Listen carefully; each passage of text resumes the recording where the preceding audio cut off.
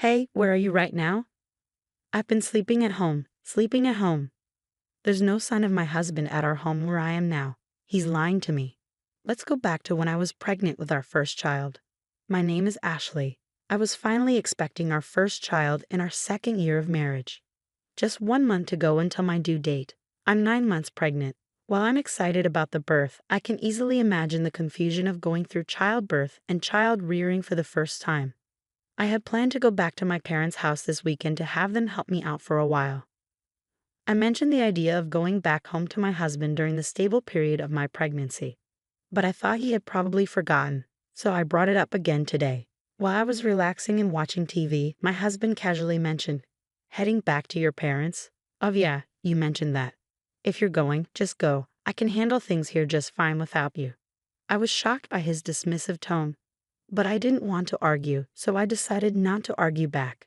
"Well, I'll be going back this weekend. Our baby is due next month, and I plan to stay there for a month or two after giving birth. So I'll probably be back in about 3 months. Please make sure the baby's room is clean and ready." Okay. I would have done it anyway. "Oh, and I can't see you off this weekend because I have to work." "Oh, all right." I had hoped he would at least come with me to the station, but that hope faded fast. I knew he was always busy with work, even on weekends. But I wish he would think about how hard it will be for me, heavily pregnant and with lots of luggage, to manage on the train. I understand he's busy, but I do feel lonely sometimes. I don't want our soon-to-be-born baby to feel lonely either. Plus, I'm worried about whether we can raise our child together like this. When did he become so distant? With these mixed feelings, I started packing. Since I still had time before going to my parents' house, I decided to send most of my luggage through a delivery service. I had already cleaned the house from top to bottom when I started my maternity leave early. They say pregnant women have a nesting instinct. I had set up a crib and prepared a space for the baby, excited to start our new life as a family of 3. When I returned after 2.5 months, I found that my husband was being really messy despite my efforts to clean up before leaving. Maybe I cleaned too early, but still he seemed to have forgotten how to live in a tidy home.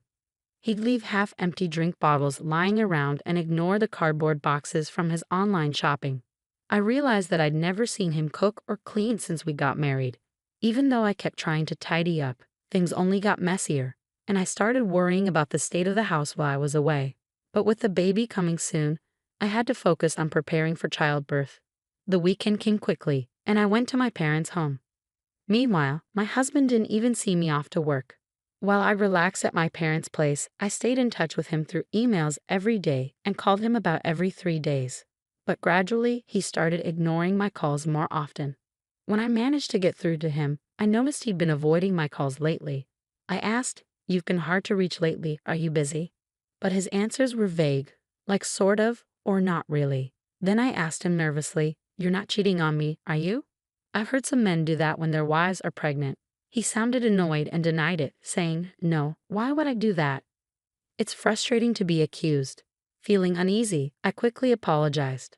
Having these worries while carrying our precious baby wasn't good for my mental health. I needed to trust my husband, I decided. A few weeks later, I started having labor pains. As I prepared to go to the hospital, I called my husband. I felt embarrassed to show how much pain I was in, but I really wanted him there when our baby was born. I thought surely he'd be touched by the birth of our child. I'm in labor. It usually takes about half a day for the first baby to arrive, so if you leave now, you should make it in time. I really want you here when the baby is born. You can even cut the umbilical cord. When I asked him to come, my husband sighed in annoyance. "What? You want me to come by train right now?" "Sorry, I'm tired too, I can't. I have work tomorrow." I was shocked. "Are you still talking about work at a time like this? Our baby is being born. Isn't our child more important than work?" He snapped back, "Stop it. My job can't be replaced. This is a once-in-a-lifetime moment, I know. But my work is crucial. If I don't do it, it won't get done. Can't you understand? I have to go. I'm busy." And he hung up. I tried to convince him, but he wouldn't listen. As I sobbed through the pain of labor, I wondered why he was so indifferent to our child's birth. From the moment I found out I was pregnant, my child became my priority. But as a father, he seemed so distant. So I faced childbirth alone. The pain lasted a whole day, and the next day, a beautiful baby boy was born. The baby was so tiny, adorable, and dearly loved. After leaving the hospital, my parents doted on him, teaching me all sorts of things about taking care of him. Within a month, I had gotten pretty good at giving him baths. My parents worried about me, though. "Are you sure you're okay with your husband? We can't help but worry about you when we leave." But not wanting to trouble them, I reassured them, saying, "I think I'll manage somehow. My health is improving faster than I thought. I might go back home next week," I told them. "Really, don't overdo it. Let us know if anything happens," they replied. People often say that recovering from childbirth is like recovering from a car accident, but thanks to hormones, I was in good spirits and my body was healing well. I was also getting the hang of taking care of the baby, so I decided to go back home a bit earlier than planned. While I stayed with my parents, my husband hardly reached out, and even when I sent him photos and videos of our son, he didn't seem interested. I figured maybe the feeling of being a parent really kicks in when you're actively involved in raising the baby, and perhaps he wouldn't feel like a father until he spent time with our son. That's what I hoped, at least. It kept me going. I decided to surprise my husband by having my parents drop me off at home. I didn't tell him I was coming, but he should have been home since it was his day off. I wondered how he'd react when he saw our baby for the first time. Would our baby like our home? After a few hours' drive, we got home. I held our son while my parents brought in our luggage, and I unlocked the door. But when we walked in, the house was dark and silent. "We're back a bit earlier than expected, but we're home now." "Huh, no one's here. What's that smell?" As we stepped into the living room, a terrible odor hit us. When we turned on the light, we couldn't believe what we saw. The room was a mess, like a garbage dump. Dirty dishes and half-eaten food cluttered the sink. Clothes and trash were strewn all over. And there was even moldy juice sitting out, stinking up the place. The table was covered in stains and grime. The bathroom was also filthy, with black mold in the shower and sink, and the toilet was dirty and smelly. And worst of all, the crib we had prepared for our son was filled with unused cardboard boxes and trash bags. I had asked them to keep the house clean for our baby, but this was the opposite, and I was shocked. There's no way we can live in such a dirty house, and I'm especially upset about the crib being ruined. Seriously, what's going on here? There was no way we could raise a baby in a place like this. My parents were furious and searched for my husband, checking every room, but he was nowhere to be found. Where could he be on his day off? Was he working another weekend shift? But we couldn't even confirm if he had been working those shifts before. He wasn't paid extra for weekend work, and his company followed the regular work schedule. I had been suspicious of his disappearing acts on weekends. "Let's try calling him," I suggested.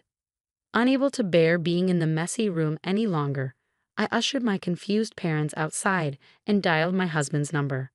But he didn't pick up. Finally, after the third attempt, he answered. "Hey, where are you?" I asked. "I'm at home," he replied. "Why?" "Just at home," he repeated. We had searched the entire house, but there was no sign of my husband. Could he possibly be buried under all this trash? But we couldn't sense anyone there, and his voice didn't sound like he had just woken up. Then I heard a woman's voice on the phone. I couldn't make out what she was saying, but it was definitely a woman's voice. That's when it hit me. He's cheating on me. I can't believe he'd do this while neglecting our child. The house was a disaster while we were away, and he was cheating on me. I was furious. A father like him isn't needed for our son. I'm done with a husband like this. If he prefers that other woman, then he can have her. How can you live in such a filthy and foul-smelling house? Oh, I understand. Maybe a burglar broke in. I need to call the police. What? But you're at your parents' house, right? What are you saying? Suddenly, my anger boiled over at my husband's evasiveness, and I raised my voice. You're the one lying about being at home, aren't you? Stop pretending. It's completely unacceptable to let the crib turn into a mess. I'm not returning to this house. We're getting a divorce. I ended the call abruptly and quickly reported to the police about the supposed burglary, intending to confront my husband. I instructed my parents and son to head back to my parents' house and waited for my husband in front of our home. The police arrived before my husband did. I welcomed them into the house as if they were guests, and soon after, I spotted my husband approaching, accompanied by another woman. As my husband came closer, his expression seemed to say, "This is bad." I confronted him, saying, "Hey, you weren't supposed to be back until next month." "But who is she?" The woman next to him glared at me, her arms crossed. "And who are you, for that matter?" she retorted. Despite encountering his mistress, I strangely felt calm. I decided to question the woman. It turned out my husband had been meeting her without revealing he was married. I was so disgusted with him that I didn't know how to react anymore. "Hey, at least let me explain," my husband pleaded, trying to grab my shoulder, but I slapped his hand away, not wanting him to touch me. "Don't touch me. It's disgusting. The police are checking the room right now. I hope you're embarrassed having them see the mess you've made. I'm leaving now. You can explain to the police. Goodbye." Leaving them stunned, I went back to my parents' house, ignoring the numerous calls from my husband. That night, I finally decided to respond. It seemed he had explained the situation to the police, and he returned home looking troubled. It must have been embarrassing for him to see the police struggling in the messy room, but he brought it upon himself. After being rejected by the woman he had been deceiving, all that was left for him was shame and a wrecked house. "Please, I'm sorry. Come back. I've been looking forward to seeing our son," he pleaded. If he truly felt sorry, he should have come to my parents' house at least. Thinking he could apologize over the phone, and everything would be fine shows what kind of person he is. I can't imagine a future with him. Even though you never showed any interest before, you suddenly care? You weren't even there when I gave birth, despite me asking you to come several times, I pointed out. "Well, I thought you knew that I would. I'll clean up the room. I can't do household chores without you. I need you," he pleaded. I could imagine my husband growing more desperate and flustered on the other end of the line as I continued to reject him. "No matter how much you beg, it's not happening. You should have stuck with that woman. If you can't handle housework, have her do it for you," I responded firmly. "But that was just a fling. It was a momentary lapse. You're the only one for me, Ashley," he insisted. "A fling? Weren't you seeing her every time you said you had to work overtime?" I countered. "Well, that's a different—" He trailed off, unable to explain himself. I pressed my husband, who was mumbling incoherently, and he confessed that he had been cheating on me with multiple women from his high school that he had reconnected with at a friend's wedding party. He's a scumbag either way. There's no point in talking, I thought to myself as I listened to him desperately apologizing, his voice close to tears. "I can't believe it. You disgust me. Were you planning to touch our son with those hands?" "Unthinkable," I said, feeling a chill run down my spine. I won't do it again. I'll come to pick you up right now. I want to see you and our son. I'll prove my sincerity. Let's go home together," he pleaded. I couldn't believe what I was hearing from his defiant voice. What was he thinking at this point? "I can't trust you. There's nothing more to talk about. I'll raise our son on my own," I declared firmly. "Ashley, please forgive," he began, but I hung up before I could hear the rest of his words. The sound of the call ending echoed emptily in my ear, and that marked the end of our short marital life. Half a year has passed since then, and I've decided to start working, relying on my parents for support. Once I've saved up enough money, I intend to leave my parents' house and start living on my own with my son.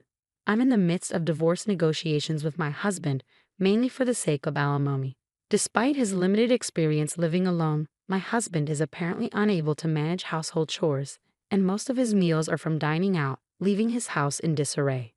However, that's no longer my concern. I will do my best, showering my son with abundant love and care,